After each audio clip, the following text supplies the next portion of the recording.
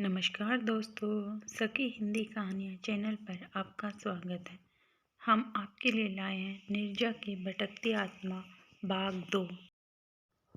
करण ने नीरजा के बारे में बताना शुरू किया। लगभग 15 साल पहले की बात है। इस मॉल की जगह पर नीरजा और विजय का पुश्तैनी घर था।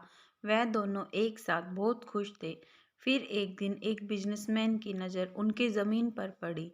बिजनेसमैन ने उन दोनों को बोला, मैं तुम्हें इस ज़मीन के अच्छे पैसे दे दूंगा। विजय ने बिजनेसमैन से कहा, नहीं सर, हमें अपनी ज़मीन नहीं बेचनी। यह ज़मीन मेरी विरासत है। सदियों से मेरे बाप दादा इसी घर में रहते चले आ रहे हैं। मैं इसे नहीं बेच सकता। बिजनेसमैन विजय से बोला, सोच लो, आज न कल कैसे भी करके मैं यह ज़मीन ले ही लूँगा। अगर तुम अपने आप दे दोगे तो तुम्हारे लिए अच्छा होगा। विजय ने बिजनेसमैन से कहा, नहीं सर, मैं बिल्कुल नहीं बेचूंगा। विजय के बार बार मना करने पर बिजनेसमैन ने उन्हें कई बार धमकी दी, पर विजय और नीरजा ने साफ साफ इनकार कर दिया कि वह अपनी ज़मीन नहीं बेचेंगे। एक दिन रात को बिजनेसमैन अपने साथ बहुत से गुंडे लेकर विजय और नीरजा के घर आ गया। उसने उन्हें उसी तरह धमकाया, मगर विजय और नीरजा ने फिर इनकार कर दिया कि वह अपनी ज़मीन नहीं बेचेंगे। लेकिन उस रात बिजनेसमैन के सर पर खून सवार था। उसने विजय और नीरजा को आखिरी चेतावनी दी कि या तो वह जमीन बेच दे उसे या मरने के लिए तैयार रहें। विजय ने गुस्से में कहा, हमारे घर में आकर हमें ही धमकी दे रहे हैं। आप निकल जाइए हमारे घर से अभी। मगर विजय की इन बातों से बिजनेसमैन को कोई फर्क नहीं पड़ा और वह जोर जोर से हंसने लगा। फिर बोला कि मैं जो यह गुंडे लेकर आया हूँ, सिर्फ तुम्हें डराने के लिए नहीं, आज अपना सारा काम करवाने के लिए इन्हें लेकर आया हूँ, समझे। तभी बिजनेसमैन ने अपने गुंडे को इशारा किया। उन्होंने विजय को घुटनों के बल नीचे बैठा दिया। नीरजा ने विजय को बचाने की कोशिश की, लेकिन उसे भी पकड़कर नीचे बैठा दिया गया और जमीन के कागजात पर विजय के साइन ले लिए गए। बिजनेसमैन पेपर लेकर जाने लगा और अपने लाए गए भाड़े के गुंडों को बोला, इन दोनों को जिंदा मत छोड़ना। बिजनेसमैन के जाने के बाद नीरजा और विजय को गुंडों ने कुर्सी से बांध दिया और घर को आग के हवाले कर दिया। नीरजा और विजय दोनों जिंदा ही जल गए। उनकी चीखें उस रात सुनने वाला कोई नहीं था।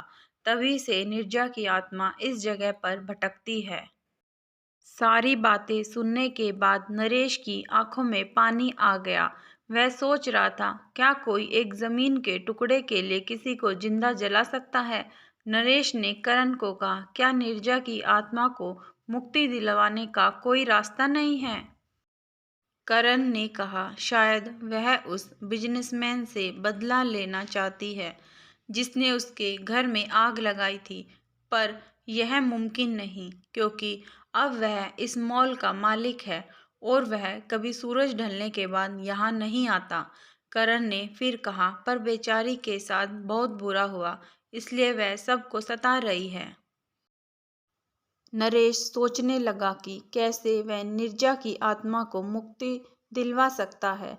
नरेश ने कुछ सोचा और बोला, करण भैया, क्या आपके पास मॉल के मालिक का नंबर है। करण ने कहा, हाँ, रजिस्टर में है। नरेश ने वो नंबर अपने फ़ोन में नोट कर लिया और पिछले गेट की तरफ बढ़ गया। नरेश ने जोर से आवाज़ लगाई, नीरजा बहन, मैं तुम्हें मुक्ति दिलवाना चाहता हूँ।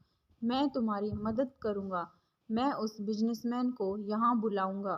यह सुनकर नीरजा की आत्मा नरेश के सामने आ गई। क्या तुम सच कह रहे हो। क्या तुम सच में ऐसा कर सकते हो।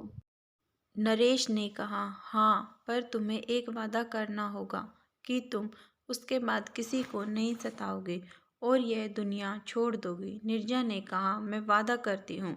नरेश ने बिजनेसमैन के पास फ़ोन मिलाया और कहा, सर, आपके मॉल में आग लग गई है। सारी दुकानें धू धू कर जल रही हैं। आप जल्दी आइए। बिजनेसमैन एकदम चौंक गया और बोला, क्या तुमने फायर ब्रिगेड को फ़ोन किया?